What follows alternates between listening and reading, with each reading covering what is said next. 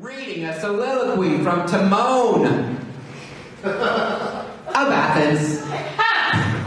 Not Timon and Simba, none of those guys. Ladies and gentlemen, Brian G. Hartz.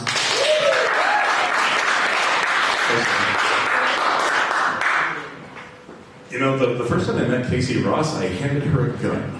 That is absolutely true. If I had known anything about her at all, I would not have done that. She was working for a theater in southern Indiana that needed a prop gun. I happened to have one. The artistic director knew it, and he sent Casey to my apartment building to pick that up.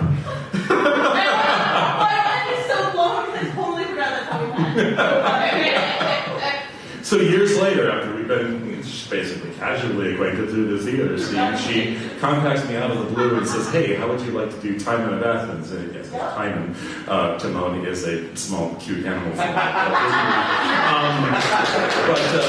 Yes, Timon of Athens. And if you know anything about Casey, and if Star Mites didn't clue you in, she has a particular love for the sort of abandoned, orphaned, unloved stepchildren of the theater world. Timon of Athens is Shakespeare's least performed play. And I can say without exaggeration that I am the best actor who has ever played Timon in Indianapolis, because to the best of my knowledge, I am the only actor who has ever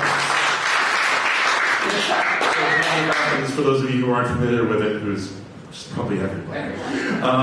It's about a very wealthy, magnanimous fellow who's just the toast of the town, loved by everyone, extraordinarily generous with his money, generous to a fault. He ends up getting taken for a ride, and people take advantage of him. He ends up without a penny. Brian, it's a fundraiser. Would you like? Right. Generosity was a good thing. Be generous with your money. So we won't dwell too much on the part where he becomes a bitter old hermit in the woods who hates everybody. Okay, fine. Well, this is after the fall when Timon's chatting with his philosopher buddy Athanasius.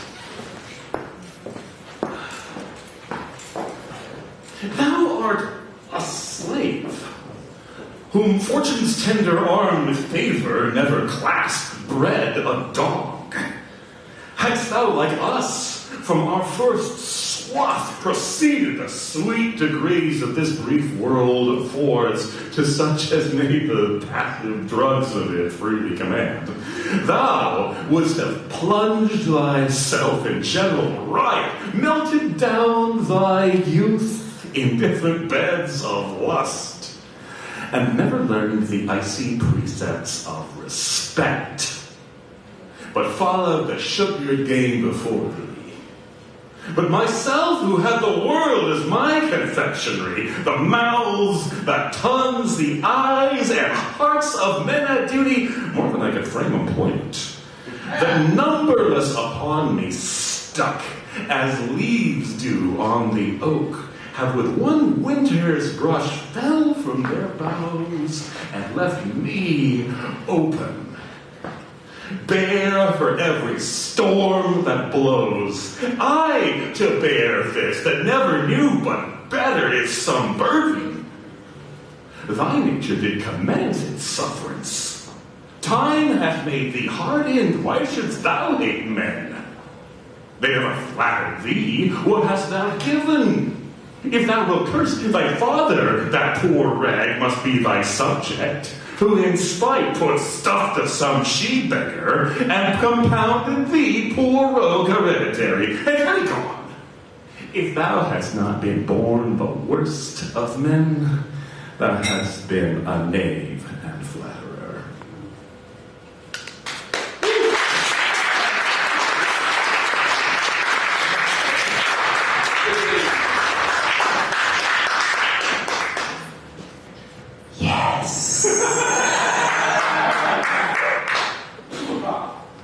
You guys have been troopers.